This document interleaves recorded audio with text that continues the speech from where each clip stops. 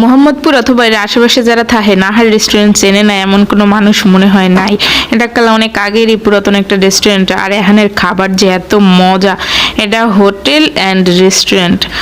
মই আর আম্মেকে ভাইয়ে প্রায় প্রায় কিন্তু এখানে আই সকালের নাস্তা টাস্তা করি, আর এখানের খাওয়ানটা মোর অনেক পছন্দ। আর বিশেষ করে এখানে গরুর মাংসের যে খিচুড়িটা, এটা এত মজা লাগে কি কম। আর এখানের চা খাওন খাওয়া শেষে এক কাপ দুধ চা খাইলে মনটা কালে শান্তি হয়ে যায়। দুধ চাটা এত টেস্ট, এখানে না খাইলে কেউ বুঝতেই পারবে না যে এত মজা।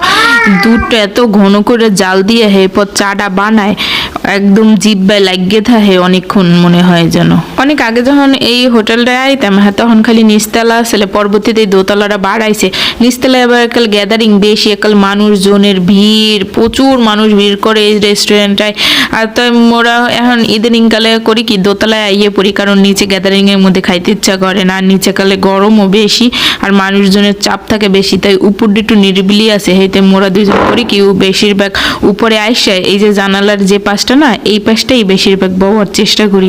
যেহেতু মোরা দুজন মানুষ আর এখানে ছোট্ট একটা টেবিল, দুইটা চেয়ার, এখানে বইতে মুখে সুবিধা হয় জানালার পাশ দিয়ে। মোহাম্মদপুর কৃষি মার্কেটের নাহার হোটেল অ্যান্ড রেস্টুরেন্টের খাওয়ান কারা কারা খাইছেন আর আম্মাকে দ্বারা কেমন লাগছে অবশ্যই কিন্তু কমেন্টে জানাইবেন। তো আজকে ব্লগটা এই পর্যন্তই। সবাই ভালো থাকবেন। আল্লাহ হাফেজ।